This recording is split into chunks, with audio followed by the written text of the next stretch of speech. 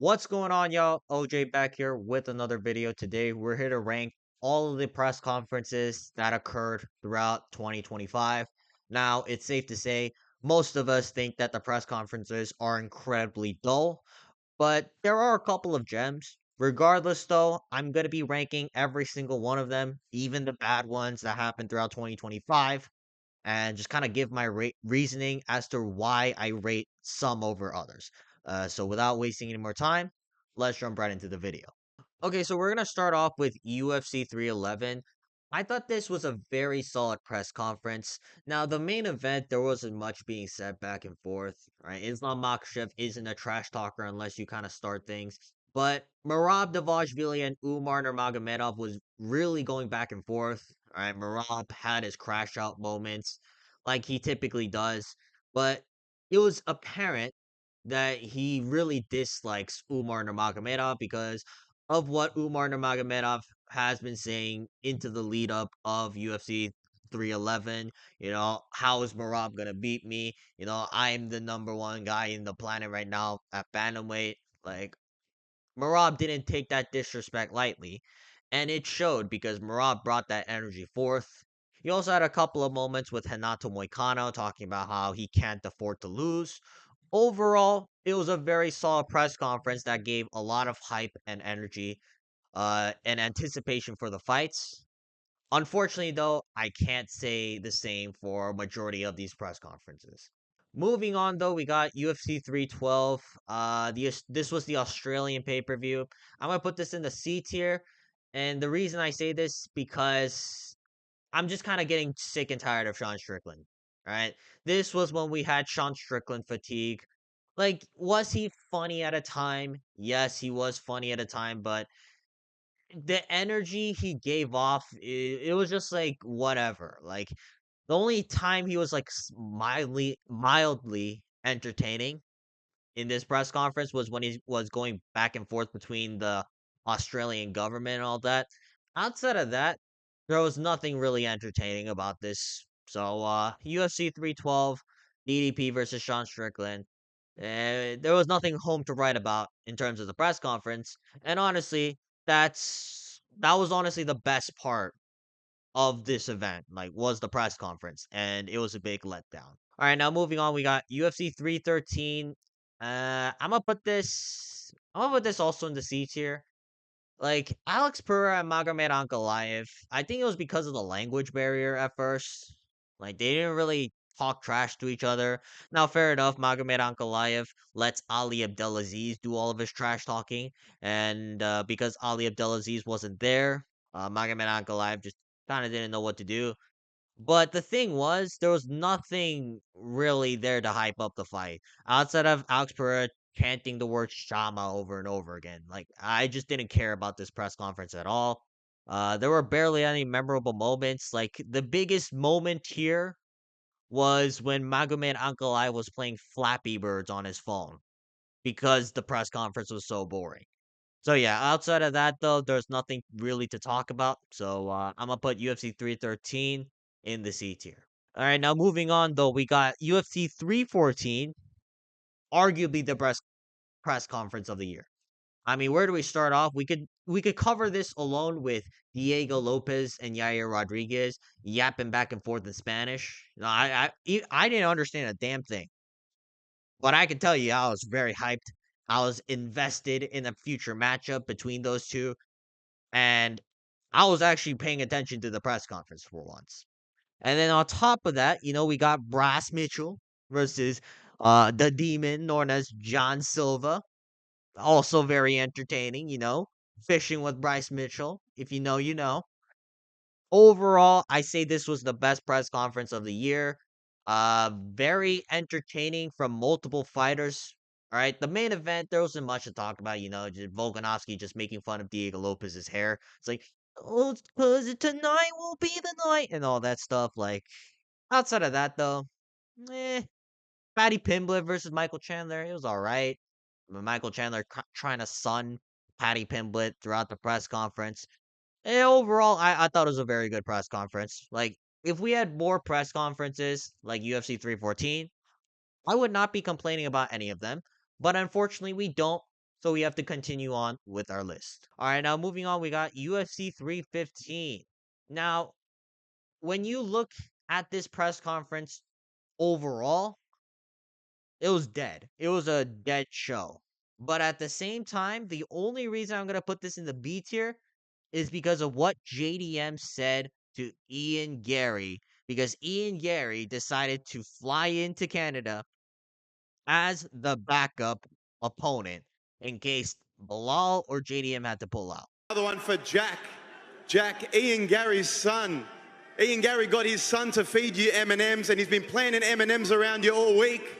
What's it like having a very vocal backup opponent, and has it been distracting? Were you tempted by the M&Ms at all? I don't think that's actually Ian's son. And I don't like M&Ms. Just for that alone, I am going to put this at the B tier. All right. JDM, after saying this, has forever made me a fan of him.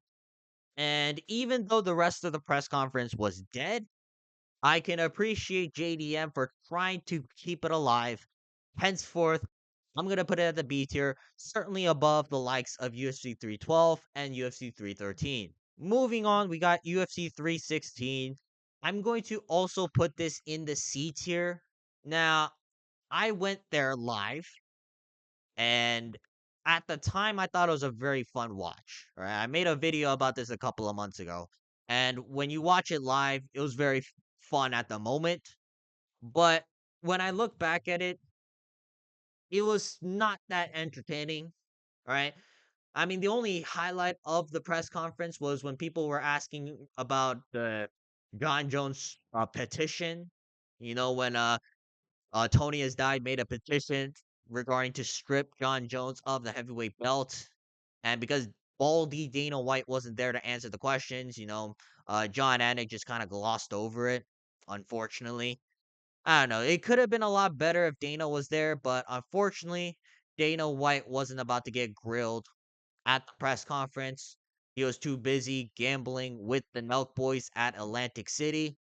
So I'm going to have to say that UFC 316 goes into C tier because it could have been a lot better if you really thought about it. UFC 317, I'm gonna put this straight into D tier. Like, I don't remember a single thing that happened at this press conference. Like, I genuinely don't remember what happened here. All right. And you had so many studs like Charles Oliveira, Ilya Taporia, Alexander Pantoja, Kai Kara France. Maybe not Kai Kara France, but still, there was a lot of stars, high valued names that were at the press conference, yet no one was able to keep it alive, unfortunately. All right. So I think that UFC 317, arguably one of the worst press conferences of the year.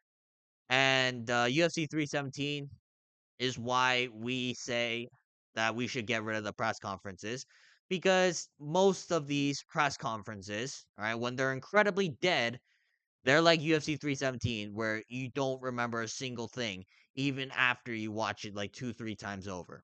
UFC 318, I'm gonna put this in the B tier. I mean, the main event, nothing really much to talk about. It was just commemorating Dustin Poirier, and his retirement.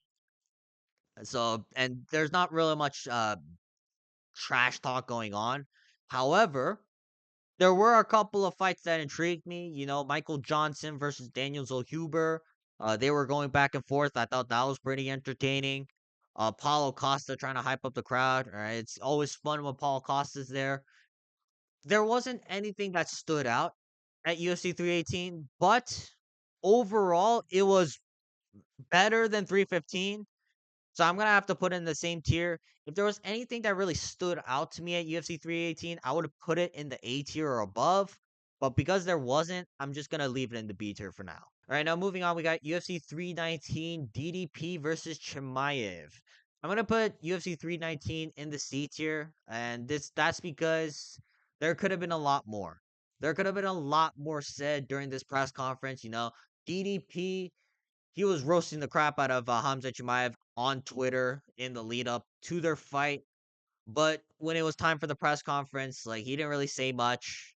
Like, at first, when he was just kind of telling the crowd, the Chicago crowd, to like boo him harder. I thought that was pretty funny, but it just kind of got old eventually. The only highlight of this was the Chicago crowd booing DDP because Bilal Muhammad basically owns Chicago. Outside of that, though, there wasn't much to remember about this press conference, and it could have been a lot better, especially knowing that DDP is a very good trash talker. But I'm gonna put this in the C tier for now, and we're gonna move on. Up next, we got UFC 320, Ankalaev versus Pereira 2. I'm gonna put this in the B tier. Now, I will say this: there wasn't any trash talk that caught my eye. I mean, Alex Pereira was kind of heated though. He was really uh trying to get under Ankalaev's skin. And Ankalaev as well, talking about sending Pereira back to the tire shop. And you could really feel the tension in the air because Alex Pereira really came in with like some of this "I'm gonna kill you" type energy. So even though there wasn't any trash talk, I thought the energy was very raw and powerful compared to any of the other press conferences down below, like UFC 317. Like that shit was completely dead. So I think UFC 320, although not the best, although there wasn't any fresh trash talk, the energy was there. So I gotta give it a solid few points for. Moving on, we got UFC 321. Tom Aspinall versus Cyril Gahn.